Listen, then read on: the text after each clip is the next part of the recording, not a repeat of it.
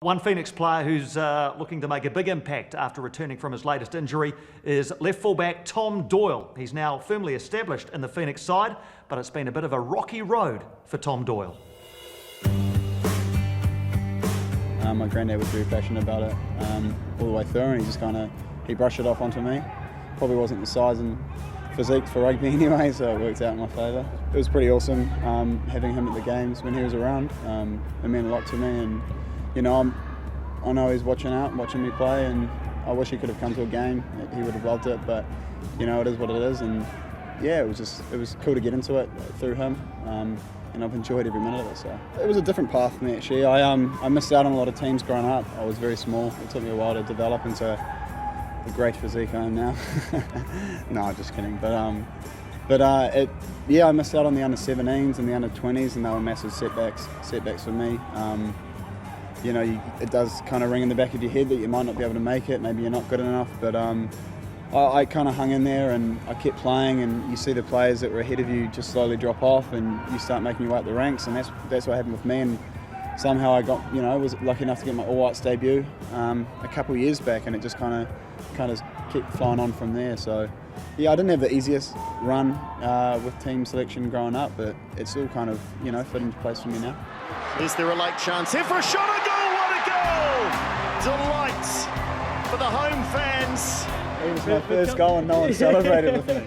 It was bittersweet. I've always been trying to get off that -1 mark. I scored. It was my first away game, and I scored an own goal. That was horrible. It was heartbreaking for me. Copping slack from the fans and all that kind of carry on, and to get off the -1 was a beauty. But yeah, it was disappointing that it wasn't a 2-1 win for us. But yeah, it was great to score that goal. I hope to score more this year.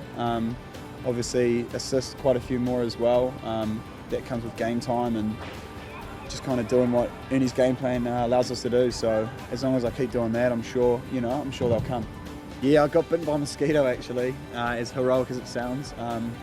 I got bit probably after the second day, and just started going downhill from there. I got fevers and then had to get rushed to hospital, and then they were looking at a possible blood transplant, so I had to kind of get medevaced out of the country.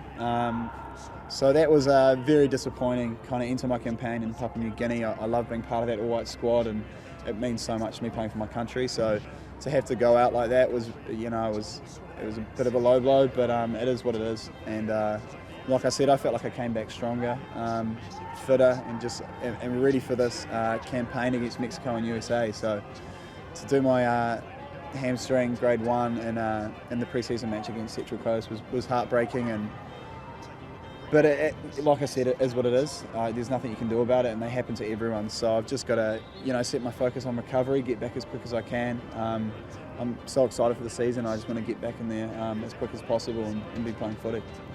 It's a little bit cliche, but it's kind of how you react to those kind of things that I think makes you a better player. You can be lucky enough to go through your career injury-free, but as we know, it very rarely happens. So I could either just dwell on it and let it affect my season with the Phoenix this year, or just kind of accept that it's happened. Just come back better and stronger. It's all you can really think about. It motivates me not just to come back, but to come back a better player, and to come back and offer more to the team. It makes you stronger, I think, both mentally and physically when you go down with injuries, and if you can look at it in a positive way, it can always help.